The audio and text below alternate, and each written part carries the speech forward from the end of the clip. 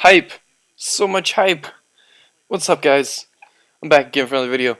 Uh, I'm probably gonna make more hype videos for Taken King than actual videos of when Taken King comes out because there's so much stuff that keeps coming out about Taken King, whether it's from Game Informer, Bungie, or just anything. Some of it true, some of it not true. But here on Planet Destiny yesterday, they put out some stuff that they learned from Game Informer and some other things that we didn't know yet. Hopefully these are all true, but here's some hype. Here on Planet Destiny, they put up an article yesterday about a bunch of the stuff that's going to be coming in Taken King. It's titled 20 plus new reasons to be excited for the Taken King. And if you've never been on Planet Destiny, it's a really good site. See, they have all these guides for Crucible and class and farming and just everything. So it's really good website. Check it out if you if it could help you. Okay, I'm gonna kind of it's very short. It's just short reasons of why you should be hyped. So we're gonna go through those. And if you want to read this yourself or more in depthly, there'll be a link in the description below where you can check it out. We've given our thoughts on the big changes to come in the Taken King, including Dinklage's departure and North being brought on board to re-record Ghost Dialogue and the controversial farewell song to our old legendaries from year one. A lot of people don't like that. I think that's good because it's year one content. We want year two. We want new stuff. Well, I mean, I do, but I don't know. I just think that we should leave the old behind, and change is good. Change is good. As we perused the Game Informer cover story available to paid subscribers only, we discovered a wealth of new quality of life improvements, in addition to the most in-depth look at the Taken King that we've seen thus far. This article will be quick and dirty, all in one look, in no particular order, into what Game Informer got to see. Updates. Weapons, armor, class items, and even your ghost shell all offer perk customization as well as increased power and light for your hero. There'll be so much customization in this, and mainly, like, even with the light levels here, what Destiny is finally saying is that they're an MMO, which is what I like about the leveling process. Is people can't get screwed over by not getting drops, or not even be able to do raids to get drops. Light levels, interesting, but not that good. Just being able to progress your character just by playing, and rank it up just by killing enemies, and just playing the game ranks you up. It's like World of Warcraft, which I've literally never played, but that kind of progression has always been just simple classic leveling is good. Okay. Next, the RNG algorithm has been retooled to be smarter, rewarding you more frequently with items you could use, attempting to avoid giving you those you already have. Very good. So you can't complain about getting the same No Land Beyond 1,000 times and never getting, Hardlight, or legendaries as well. So that's good. Metroid Prime style opt-in lore. Press a button to bring up info on something in real time. This brings up a good point I've been kind of wanting in Destiny. The lore in the Grimoire cards of Destiny is so interesting, and they did such a good, so much work on that, and it's virtually unreadable by the casual player and even hardcore players that just never look at the Grimoire cards, because you have to leave the game to go look at the Grimoire cards. You have to go to Bungie.net or go to the companion app. So putting the ability to look at the lore in the Grimoire cards in the game will make it so much easier for people to see that, and people will actually start to see that and be like, wow, this is more than just gameplay. There's a whole story behind this, and it's actually interesting. So that's cool. All of the original missions have been reorganized, contextualized, and placed within a larger quest framework. Even older subclasses have dedicated quest lines, close, that explain their use and place with the world. That is cool, because we already know about the current supers, but learning the stories behind them, there's so much more story in Taken King than there was in the base game, and that's very exciting. Like, actual stories being told about everything that we already know and stuff that we're gonna find out. That's awesome. Vanguard vendors, stupid iCloud. Vanguard vendors have quests unlocked at certain points of progression. Subclass quests. The Titans. Oh, hold on. I just skipped right over that. Vanguard vendors have quests unlocked at certain points of progression. Oh yeah, there's a lot of stuff that they're doing with the gunsmith actually about how you can get weapons from him, and I'm pretty sure to talk about it here. It's pretty cool. Subclass quests. The Titans quest will have you interacting with a rogue or mercenary clan of Titans who can teach you the ability to harness the power of the sun.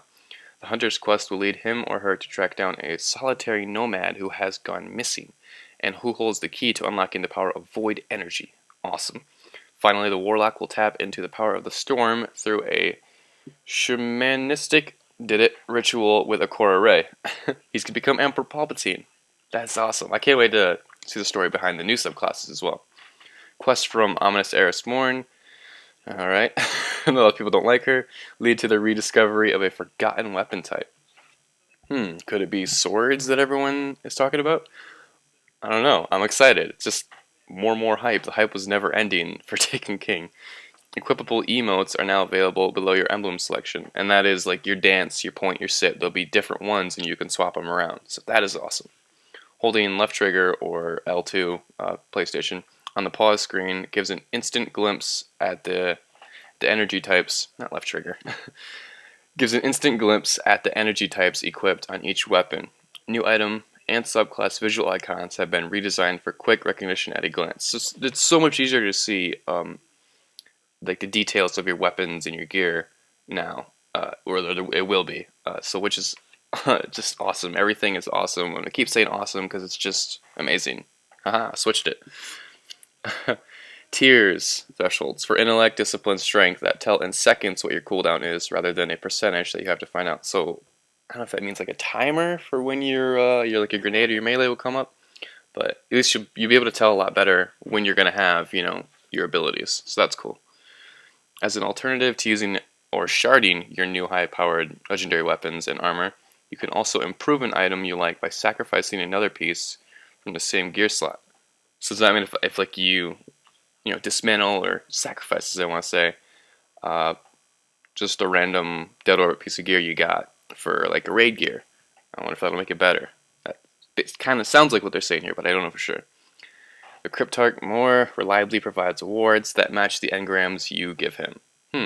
We'll see if that's true, because he's an unoriginal bastard. Gunsmith has reputation meter that can be leveled by testing out common prototypes in the field. These test weapons have a built-in challenge, like killing Hive on the Dreadnought or using a sniper rifle to get headshots in the Crucible. Check out as many as you want at a time. Hit a certain rep level with a gunsmith and he'll open up Arms Day purchases. Pay Glimmer to order a new legendary weapon, and Wednesday that weapon arrives with a random set of perks. That is awesome. The gunsmith is like a whole new vendor. So you can earn rep with him to unlock new types of weapons, or what's the word? Foundries, probably, I'm guessing. I don't know. You can just unlock new weapons just by doing built-in challenges with these guns, and you can pay Glimmer to get a new legendary and arrive on Wednesday with random perks. So that just makes getting guns way more exciting, which is virtually not existent in House of Wolves, because the only weapons that are worth getting are Trials weapons, and a lot of people can't get that. So all the Queen's weapons and all the Prison of Elders weapons are just not that good because of Ascending, which is going to be gone. Legendary marks replace Crucible and Vanguard marks. Armor materials replace Hadronic Essence, Sapphire Wire, and Plasteel Plating. So we won't need character-specific materials so much. And so legendary marks are just, I wonder if that'll increase the cap to like 300 or 400, and they just go for everything, whether Crucible or Vanguard. That's interesting. And armor materials, replacing that. So is that like helium filaments and all that will replace character-specific materials? That is, whatever that is, that's cool. It looks like Widow's Court PvP map, but it's like a city also. Interesting. Okay, no longer have to wear class items to gain reputation. Instead, you pledge allegiance to gain rep for a faction, one at a time. Turn in unwanted materials for reputation. No, so if you have a crap load of materials right now, save them, because you can turn them for rep towards your factions. You pledge allegiance to them. That's interesting. That's good, because then you don't have to have a clogged up class item slot anymore. No more emblems / shaders taking up inventory space. Yes! Shader console and emblem console in the tower, housing all of the emblems and shaders you own. So is that like infinite? Like I get an emblem and it just goes in there and I never have to delete it? That sounds awesome. So I wonder what they're going to put there, instead of, I mean, that'll probably still be there, but you have to go to like the tower for all your emblems and shaders. You can keep as many as you want, and they won't clog up your vault. Hopefully, they're working on the ball. Oh, the vault. Yeah, I see that right here. We're still bumping into a technical limitation for vault space. We're exploring options for getting stuff out of players' inventories via these kiosks that we've placed around the tower, but we're still working toward a solution that we're excited about. So they are going to do something to try to give us more space, because obviously, you can't keep everything. It would be nice if you could, but you can't. But they're working on it. Okay, that's good. You can change the displayed weapon in a tower. I don't know what that means.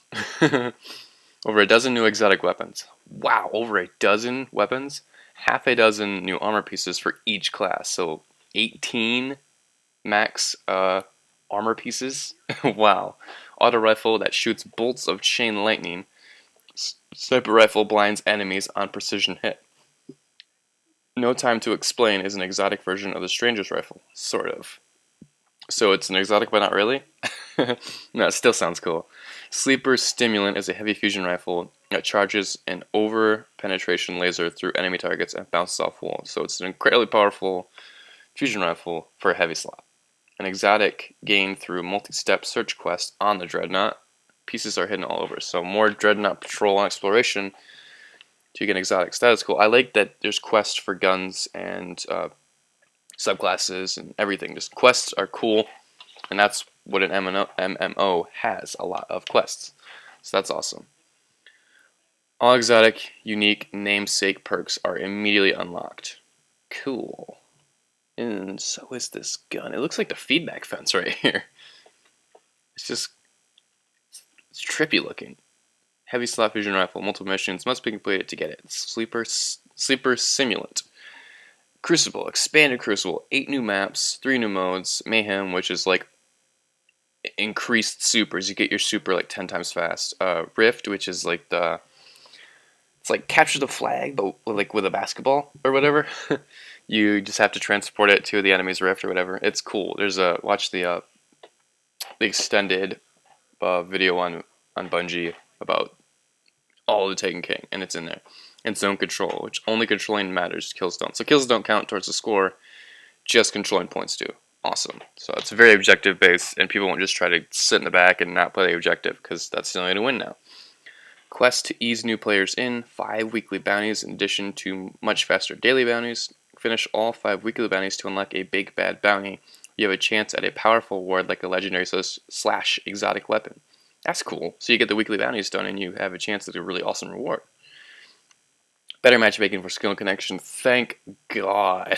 Playing matches on Red Bar and just getting against teams that are really good or really bad is a real headache in the Crucible, and that's why a lot of people don't play. The Crucible will have a mercy rule that will end dramatically misbalanced matches early to preserve players' sanity / KD. Well, that's good for the people who only care about KD, and rather than leaving the game, just the game will end. I wonder how dramatically you have to be losing for the game to just end. Like, hopefully it's a lot, because sometimes you can come back from that, and it's awesome when you do. A narrative-driven story with 8+ lengthy missions, seamlessly integrated with strikes, public events, class quests, and eventually the raid King's Fall. That is the first time I'm hearing the name. Well, I've read this already, but it's the first time I've seen the name of the raid King's Fall, which is, probably just killing orcs. Awesome. So much awesomeness. I'm going to read this over one more time. Narrative-driven story with 8+ lengthy missions, seamlessly integrated with strikes, public events, class quests, and eventually the raid. So everything's supposed to go together, and it's actually going to have a good story. So good. Complete the main storyline for access to the ancillary, the Taken War. I think I said that right. I don't know. The Taken War, with harder, narrative-driven missions that have us revisiting old locales like the Vault of Glass. So, you beat the main story, and there's still more story to go through. Wow. I undertook a mission in the Vault of Glass called Unsealed Paradox, which finally provides some answers regarding the fate of Praedyth. And if you don't know, if you remember, a lot of the Vault of Glass stuff has Praedyth's name in it, the Sniper Praedyth's Revenge. So, that'll be interesting. It's like more lore to look into, so that's cool. And if you can see, you'll learn about it through the game, just playing. So that's cool. 4 new strikes, 3 for non-PlayStation users, that would be me, plus 3 remix older strikes. Presence of several raid light, or maybe raid like they might have meant, mechanics to keep things mentally engaging. Sweet. Strikes aim for replayability, cycling species you might fight, and altering enemy configurations. multiple narrations to provide you more info as you replay the strike. This right here, this right here. So everyone says, oh, Destiny is just the same missions and strikes and raids all over again, and Patrol too. Well, this right here, multiple narrations to provide more info as you replay the strike. It won't be the same thing over and over again because it'll be, you get a different storyline. Well, not a different storyline, but different narrations, different views of it every time you play it. Of course, eventually probably played enough to go, to see it all, but still awesome. So much story involved now that we didn't have before, which is amazing. The Taken Foes. Taken Captains, they have solar shields, and they throw out slow-moving balls of darkness that blind Guardians. Still gonna hate Captains even more now. Taken Knights, AoE Scorch attack that dissuades close combat, so don't go melee Knights or chasing waterfalls, haha. If you know that song. I'm just so hyped right now. I'm like a ball of energy, and this is amazing. Taken Centurions possess deadly tracking shots that can aggressively seek around corners. Great! So they're seeking those seeking bullets that the Vandals have. Centurions don't have, and they're even more annoying. Taken Wizards can summon Shadow Thralls for Zerg-like rush. Eliminate them fast or risk being overwhelmed. I guess you could say you've awoken the hive. But bad joke, terrible. Moving on. Taken Scions have the ability to multiply if they are not quickly dispatched. Taken Vandals deploy a Defender Titan-like shield. No, not fair. That restores their health and is permeable to their fire alone. Taken Phalanxes have an Impulse Blast that applies a physics impetus, much like their Notorious Shields. That one I don't get. I don't get that one. I get this one right here. That it's just like the Titan Bubble, only the Vandals can shoot through it. More shield, I'm guessing? I don't know. We'll see. It sounds fun. Taken Thralls can teleport short distances to frustrate attempts to pick them off phases. They're already frustrated enough. And that's just, I don't know if that's all, that's probably just some of the enemies that you have to fight. That is awesome. Like, this, it's so much in such a short article. Everything well, not everything that's happening. A lot of stuff that's coming, and it just sounds awesome. This is literally a description of everything that they're doing in the next month. The hype is just real for Tekken K. This whole article for Planet Destiny is just hype. It's amazing, and like they say right here, we'll continue to update this article with refinements and any pertinent information that we come across today. For the most part, this outlines what you need to know about the Taken King as we move into the home stretch before it launches. God, that's awesome. Every video, I'm just incredibly excited, and they keep coming out with more and more stuff, and we're still like a month away, so if you guys enjoyed this, or you leave a like, that's awesome. Thanks. So much awesomeness. But I don't want this video to go on any longer than it already is. Again, if you want to look at all this yourself, there's a link in the description below. That's everything for now. There'll probably be more stuff tomorrow or the next day from somebody. Like, check this awesomeness out, and there'll be screenshots or videos. Ooh, there's also a really awesome video that'll be in the description.